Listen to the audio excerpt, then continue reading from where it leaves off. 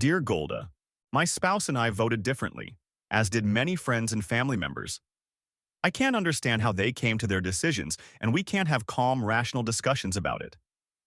My preferred political candidate won, so I know I should be the bigger person and make the first moves toward reconciliation, but I seem stuck in an anger-doom vortex that I can't pull out of. Yeah, I don't want to go down a rabbit hole of political issues, but I'm having trouble moving on and accepting that these people may have different views and did not personally vote for a different candidate as personal attack on me. Do you have any advice how I can repair relationships with the people in my life and move on? Would it be better just to cut myself off for a while and avoid them during the holidays? Still angry in America.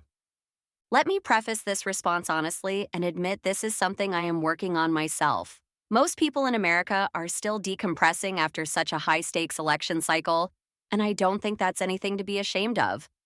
This was a divisive election. Politics in Israel and Europe also have been hotly contested in recent years, and people in those countries are experiencing similar realities. We can bemoan the loss of civility and social norms in politics, but it won't change them. I don't think we're going back to those times if they ever really existed. After all, America has survived the Civil War, military conscription during unpopular wars like Vietnam, and political corruption during events like Watergate. Yet we are still here and we are still united as one country. That said, it certainly feels as though we are at an inflection point where many important decisions about the future will come to a head. And given how passionately and differently people feel about a range of economic and social issues, it's bound to create some bad blood. Let's start with addressing the positive elephant in the room. There have not yet been any widespread riots, even though election denialism as a feature of both political parties right now certainly increase the likelihood of physical violence. That's important and should be celebrated.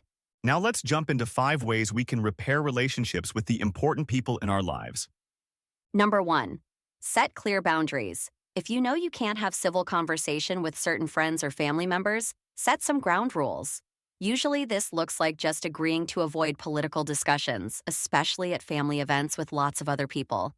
It can also look like agreeing not to make personal attacks or to a discussion format that is more structured. Number 2. Engage with curiosity and empathy. Try to ask questions and be actively listen to the other person's answers as opposed to rehashing tired talking points from traditional media outlets. If you're truly trying to understand their positions and not trying to win an argument, the chances of reconciliation are much higher. Paraphrase what they are saying back politely to confirm understanding of what they are trying to communicate and not what you think you are hearing. Number 3. Find common ground. You may be surprised to learn when engaging in talks in good faith that you have more in common than you think. Even on policies where you disagree, you may find common ground. For example, you may agree it's important to have secure borders, but disagree with mass deportations. Number 4. Avoid personal attacks. Keep discussions focused on ideas, not personalities. Avoid labeling and remember that political choices are multifaceted and can reflect broader life experiences or personal values. This is a tough one, which is why I'm repeating it again. Number 5. Respect individual agency and avoid group conversations. Remember that everyone has the right to their political opinion. Acknowledging this right can foster mutual respect, even if the other people are serious morons. I know, I'm working on it too.